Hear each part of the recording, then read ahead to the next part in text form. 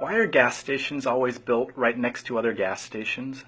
Why is it that I can drive for a mile without finding a coffee shop and then stumble across three on the same corner? Why do grocery stores, auto repair shops, and restaurants always seem to exist in groups instead of being spread evenly throughout a community? While there are several factors that might go into deciding where to place your business, clusters of similar companies can be explained by a very simple story called Hotelling's model of spatial competition. Imagine that you sell ice cream at the beach. Your beach is 1 mile long and you have no competition. Where would you place your cart in order to sell the most product? In the middle. The 1/2 mile walk may be too far for some people at each end of the beach, but your cart serves as many people as possible. One day you show up at work just as your cousin Teddy is arriving at the beach with his own ice cream cart. In fact, he's selling exactly the same type of ice cream as you are. You agree that you will split the beach in half. In order to ensure that customers don't have to walk too far, you set up your cart a 1/4 mile south of the beach center, right in the middle of your territory. Teddy sets up a 1/4 mile north of the center in the middle of Teddy territory. With this agreement, everyone south of you buys ice cream from you. Everyone north of Teddy buys from him, and the 50% of beachgoers in between walk to the closest cart. No one walks more than a 1/4 of a mile, and both vendors sell to half of the beachgoers. Game theorists consider this a socially optimal solution. It minimizes the maximum number of steps any visitor must take in order to reach an ice cream cart. The next day, when you arrive at work, Teddy has set up his cart in the middle of the beach. You return to your location a 1/4 mile south of center and get the 25% of customers to the south of you. Teddy still gets all of the customers north in Teddy territory, but now you split the 25% of people in between the two carts.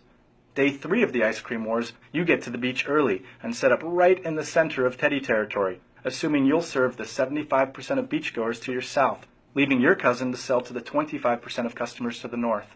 When Teddy arrives, he sets up just south of you, stealing all of the southerly customers and leaving you with a small group of people to the north. Not to be outdone, you move 10 paces south of Teddy to regain your customers. When you take a midday break, Teddy shuffles 10 paces south of you and again steals back all the customers to the far end of the beach.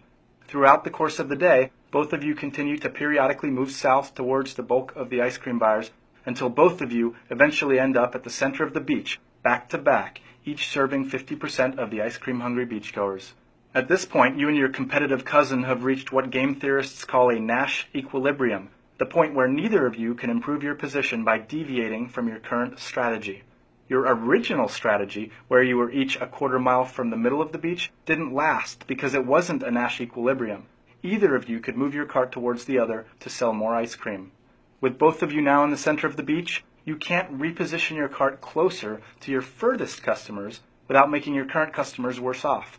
However, you no longer have a socially optimal solution, since customers at either end of the beach have to walk further than necessary to get a sweet treat. Think about all the fast food chains, clothing boutiques, or mobile phone kiosks at the mall. Customers may be better served by distributing services throughout a community, but this leaves businesses vulnerable to aggressive competition.